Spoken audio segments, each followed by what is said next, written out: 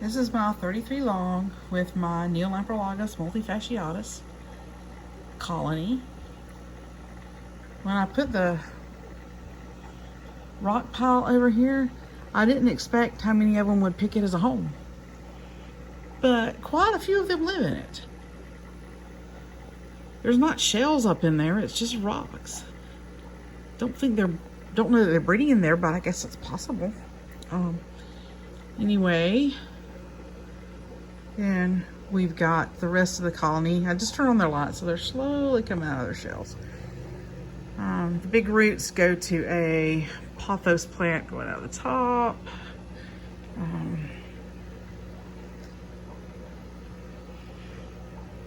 These actually do have a heater that runs in here.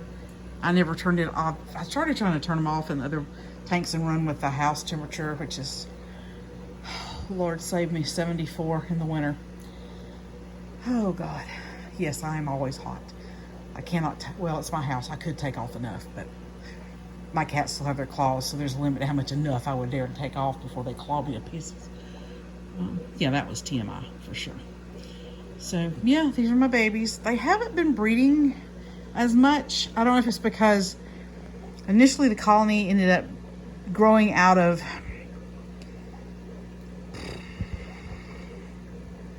maybe 2 or 3 males, and of course they spawned a poop ton at the beginning, so I think there was maybe 7 to start with. There was 8, but they took out one of the weaker males, and then when they got up to size and started vying for territory, Big Daddy over here, I think that's the one, he's my biggest, I think it's him, he took out the other male competition. That's my boy. Yeah, anyway. So, I think he spawned with a poop ton of these girls, or he's been waiting for them to grow up, maybe?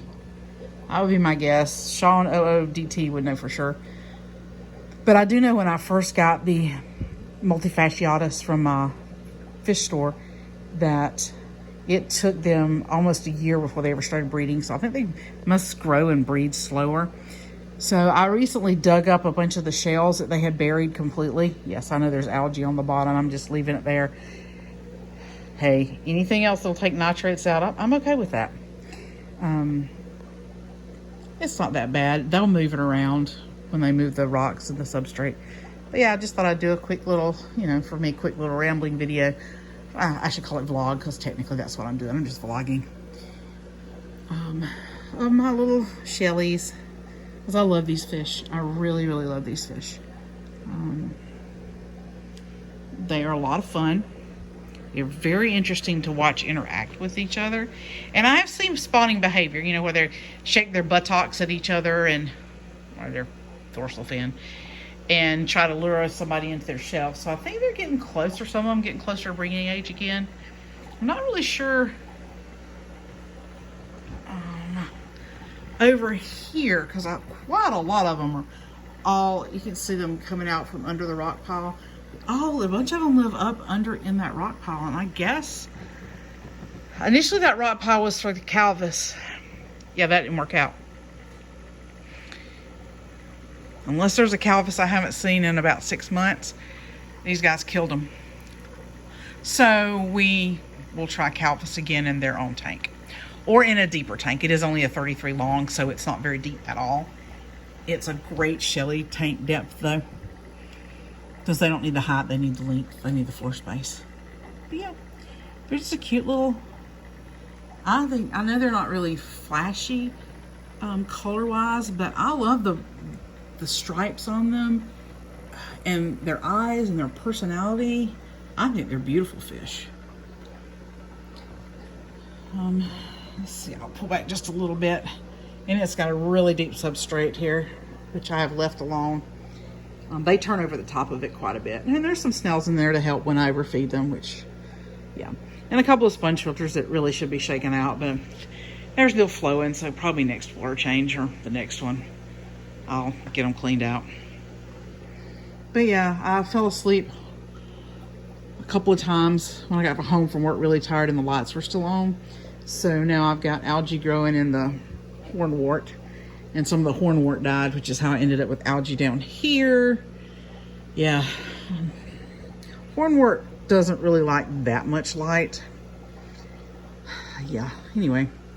But I like the snails that are in here. Pond snails are my favorite. And this is one of the few tanks where the ram's horn snails have not outcompeted the pond snails. And I still have some pond snails.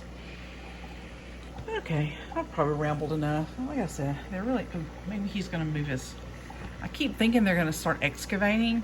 I have yet to get a really good picture of a fish with a piece of gravel in his mouth bigger than him or her, where they just pick it up and swim with it and move it.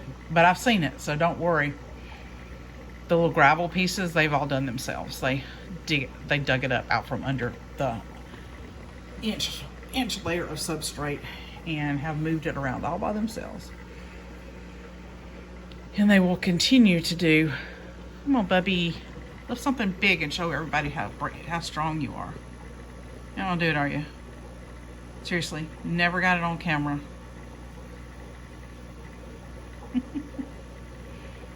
I just love these fish. Here comes my jealous cat. All right. Well, they're not going, but you can see how many actually live up in between the rocks and stuff. That surprised me.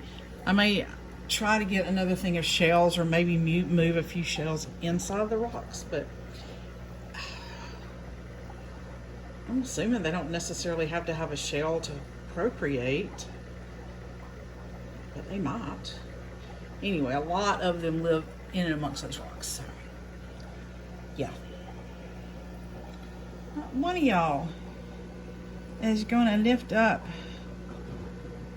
a rock for me. This one's looking little.